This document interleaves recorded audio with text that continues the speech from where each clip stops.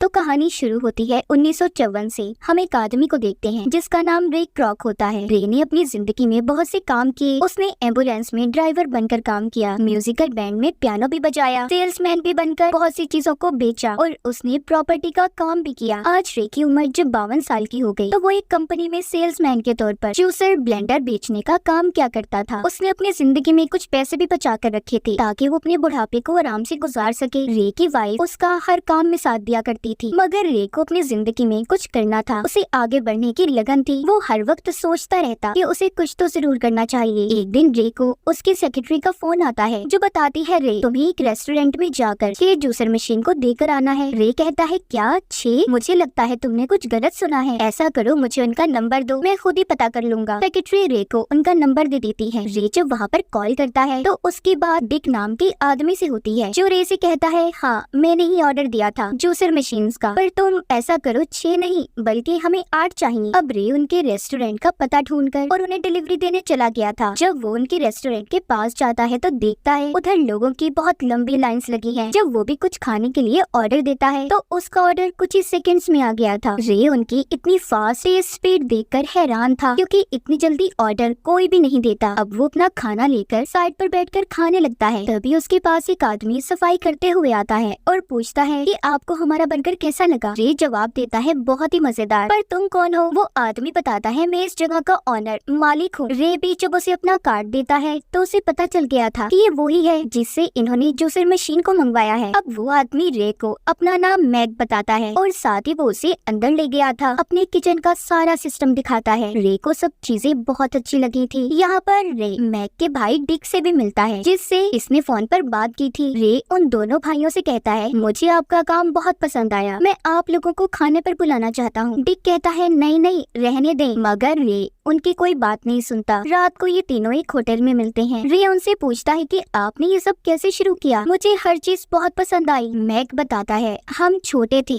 और बहुत भूखे, हमारे शहर में नौकरियों की कमी थी इसलिए हम हॉलीवुड आ गए, मतलब फिल्मी दुनिया में जहाँ पर फिल्में बना करती थी। हमने उधर ट्रक ड्राइवर का काम शुरू किया और कुछ ही दिनों में बहुत से पैसे कमा लिए। फिर हमने उन पैसों से एक थिएटर खोलने का सोचा, मगर उस वक्त साल में 1 या 2 मूवीज ही रिलीज होती थी तो हमें नुकसान भी हो सकता था। तब हमने एक छोटा सा रेस्टोरेंट खोलने का सोचा, लेकिन वो शहर छोटा था, लोग भी कम थे तो इसीलिए उधर हमारा ये काम भी न चल सका। फिर हमने सोचा कि क्यों ना एक बड़े शहर में अपना रेस्टोरेंट खोला जाए, मगर हमारे पास इतने पैसे नहीं थे तो इसलिए हमने अपने उसी छोटे रेस्टोरेंट को उधर शिफ्ट कर लिया। हमने उसका नाम मैकडॉनल्ड्स रखा। जी हाँ, वही मैकडॉनल्ड्स जो आज पूरी दुनिया में फैला हुआ है। शुरू में तो हमारा काम बहुत अच्छा चला, मगर आहिस्ता आहिस्ता हमारी सेल कम होने लगी। उसकी वजह ये थी कि हमारा रेस्टोरेंट दरअसल ड्राइविंग रेस्टोरेंट था जहाँ पर लोग अपनी गाड़ी में ही बैठे ऑर्डर करते और चीज उनके पास आ जाती, लेकिन हमारे ऑर्डर को यहाँ पर देर होने लगी। मैक बताता है कि उस वक्त हमारे मेन्यू में 27 आइटम्स थे, मगर हमें इस दौरान पता चला कि हमारी ज्यादा बिकने वाली चीजों में बर्गर, फ्राइज और सॉफ्ट ड्रिंक्स हैं। फिर हमने पेपर पैकिंग करना शुरू की और बर्तनों के झंझट को खत्म कर दिया। फिर हमने ये शुरू किया कि लोग आएं और अपना खाना लेकर जाएं, लेकिन हम ऐसा कुछ करना चाहते थे कि उस चीज में हमारा आइडिया हो, इस बारे में किसी को भी कुछ न पता हो। हमने अपने कस्टमर्स के लिए ये सोचा कि हम उनका ऑर्डर 30 सेकंड में पूरा कर दिया करेंगे, जो हमारे लिए बहुत मुश्किल था, पर हमने किया। हम अपने सभी एम्प्लॉयज को एक जगह पर ले गए जहाँ पर हमने अपने किचन का डिजाइन बनाकर अपने एम्प्लॉयज की प्रैक्टिस करवाई। पहले तो हमें वक्त लगा, लेकिन हम जल्दी कामयाब हो गए। फिर हमने अपना किचन बिल्कुल वैसे बनवाया, लेकिन ये प्लान भी हमारा फेल हो गया। जब लोग हमारे पास गाड़ी के हॉर्न देकर डिलीवरी मांगने लगे तो हमने कहा आपको खुद आकर अपना ऑर्डर देना होगा, तो आधे से ज्यादा कस्टमर तो हमारे पास से ऐसे ही चले गए। फिर हमने सोचा कि पुराना तरीका ही ठीक है, लेकिन उसके लिए अब हम दोबारा से सब नहीं कर सकते थे, इसीलिए हमने दोबारा से ओपनिंग करने का सोचा ताकि लोगों को हमारे बारे में पता चले। कि तभी उधर बहुत से कीड़े आ गए जो लाइट्स की वजह से आए थे। सब लोग एक बार फिर चले गए।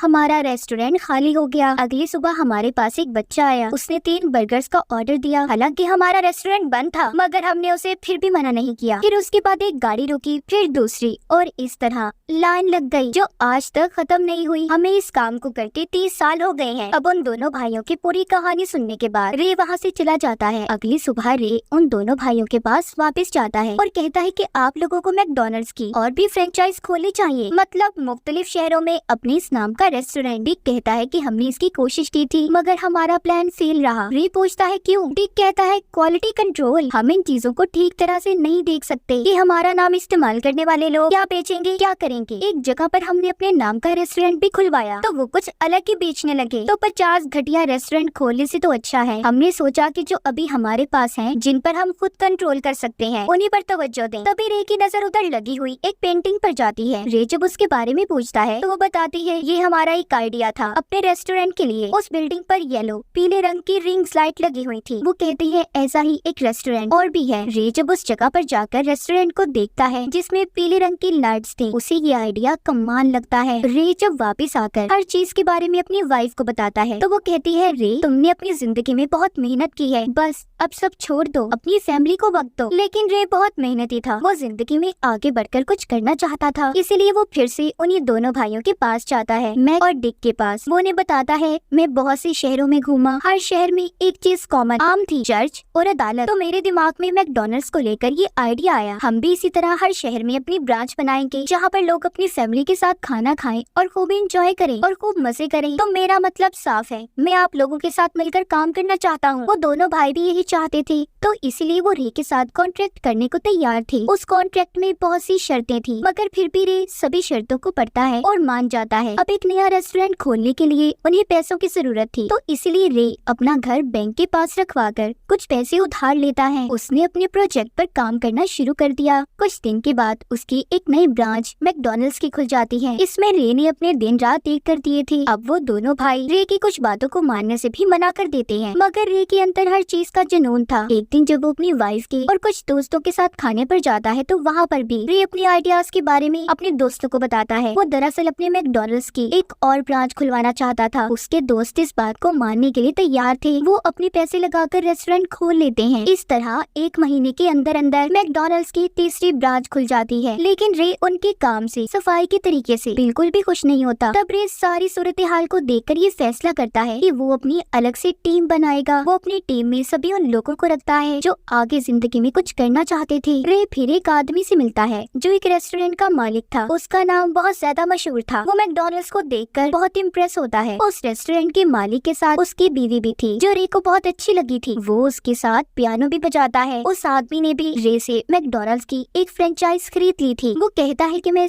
ऐसी जगह पर खोलूंगा जो शहर के बीचों बीच हो। अब 1 साल गुजर गया था, मैकडॉनल्ड्स ने बहुत तरक्की कर ली थी, मगर अभी भी रे को प्रॉफिट, मुनाफा नहीं बचता। इसीलिए अब वो मैक और डिक को दोबारा कॉल करता है और कहता है कि हमें कॉन्ट्रैक्ट दोबारा बनाना चाहिए ताकि मुझे कुछ तो पैसे बचे। मगर उन दोनों भाइयों को अब यही लग रहा था कि उन्होंने रे से कॉन्ट्रैक्ट करके बहुत बड़ी गलती कर ली। वो अब रे से पार्टनरशिप खत्म करना चाहते थे। रे जब अपने घर पर जाता है तो उससे उसकी वाइफ पूछती है कि रे क्या तुमने हमारा घर बैंक में गिरवी रखकर लोन लिया था? मुझे बैंक से कॉल आई है, तुमने 3 महीने से उनकी किस्त जमा नहीं करवाई। अगर ऐसा हुआ तो हम बहुत जल्दी सड़क पर आ जाएंगे। इन बातों से परेशान होकर रे उस रेस्टोरेंट के मालिक के पास जाता है जिसने अभी कुछ वक्त पहले मैकडॉनल्ड्स की फ्रेंचाइज को लिया था, जिसकी बीवी भी रे को अच्छी लगी थी। वहाँ पर रे जब उन्हें अपनी सारी परेशानी के बारे में बताता है तो रेस्टोरेंट का मालिक उससे कहता है दरअसल रे हम जो मिल्क शेक बनाने के लिए आइसक्रीम्स बनाते हैं उन्हें फ्रिज में रखने, स्टोर करने का बहुत खर्चा आता है। तो तभी उस ओनर की बीवी यहाँ पर रे को एक आइडिया देती है, पाउडर से बनाया मिल्क शेक। वो बताती है ये 2 फ्लेवर्स में आता है, चॉकलेट और वनीला। हम इसके इस्तेमाल से अपना खर्चा बचा सकते हैं। ऐसा करने से सभी मैकडॉनल्ड्स का बिजली का बिल भी आधा हो जाएगा, हमें फिर आइसक्रीम की भी जरूरत नहीं पड़ेगी। अब जब रे उसे टेस्ट करता है तो वो वाकई उसे पसंद आता है। ये सारी बातें जाकर वो दोनों भाइयों को बताता है, लेकिन वो सुनकर साफ साफ इस चीज को मना कर देते हैं। कहते हैं कि मिल्क शेक बनाने के लिए हमें 2 आइसक्रीम चाहिए, हम ऐसा नहीं कर सकते, हम अपनी क्वालिटी में कोई कॉम्प्रोमाइज नहीं करते। वो इस बात को मना कर देते हैं। रे मैकडॉनल्ड की 13 ब्रांचेस खोल चुका था, लेकिन वो अभी तक पैसे नहीं कमा रहा था, इसीलिए वो बैंक में भी जाता है ताकि वो उनसे कुछ और वक्त ले सके। मगर बैंक वाले उसकी कोई भी बात सुनने को तैयार नहीं थे। हालांकि रे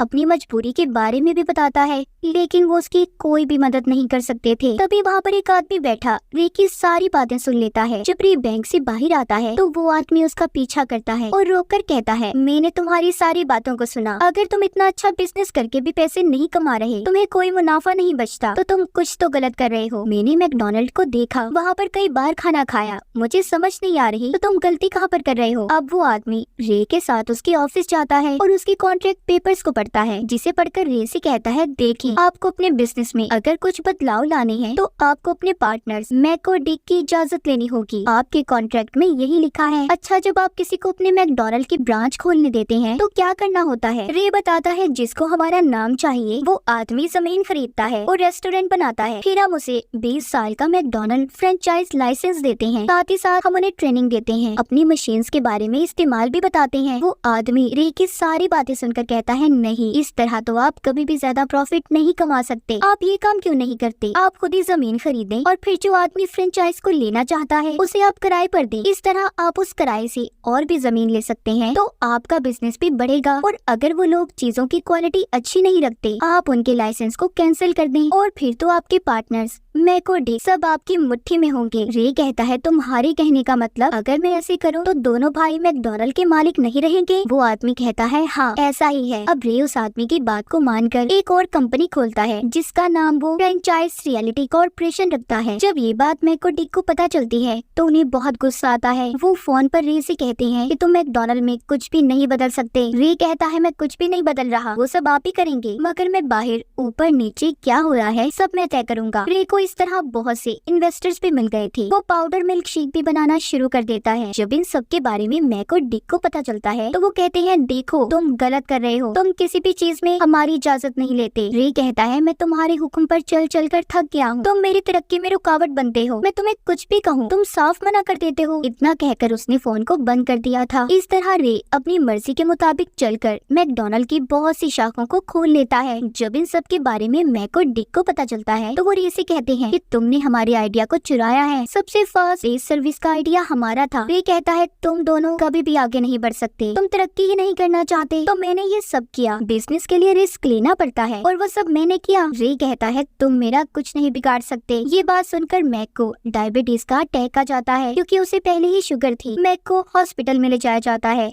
जहाँ पर रे भी उससे मिलने आता है, उसको एक चेक देता है। मैक कहता है, तुम क्या खरीदना चाहते हो? रे कहता है, तुम ठीक हो जाओ, हम फिर बात करेंगे। इतना कहकर वो वहाँ से चला गया था। मैक अपने भाई से कहता है, हम इससे कभी नहीं जीत सकते। अब डिक रे को कॉल करता है और कहता है, हमें बहुत सारे पैसे चाहिए और कंपनी का 1% प्रॉफिट और साथ ही जो हमारी पहली ब्रांच थी उसकी ऑनरशिप भी। रे को ये सब ज्यादा लग रहा था। वो उनसे बात करता है और कहता है, देखो मैं सारी बातें मानने को तैयार हूँ, मगर जो 1% प्रॉफिट है वो मैं तुम्हें नहीं दे सकता, क्योंकि इसके लिए मेरे इन्वेस्टर्स कभी राजी नहीं होंगे। वो दोनों भी मान जाते हैं। मैक और डिक अब रे से पूछते हैं, जब पहली बार तुम हमसे मिले तुम्हें हमने हर चीज के बारे में बताया, तो तुमने अपना बिजनेस क्यों नहीं शुरू किया? वो कहता है कि तरक्की रेस्टोरेंट चलाने या उसे बनाने में नहीं, बल्कि कामयाबी मैकडोनल्ड के नाम में है। मुझे ये नाम चाहिए था। देखो आज जितने पैसे मैंने तुम्हें दिए तुम सारी जिंदगी भी लगाओ कभी नहीं कमा सकते। इतना कहकर वो वहाँ से चला जाता है। अब मैक और डिक से मैकडोनल्ड का नाम रे ने पूरी तरह से खरीद लिया था। उन्हें इस नाम से अलग कर दिया जाता है। रे की इस कामयाबी से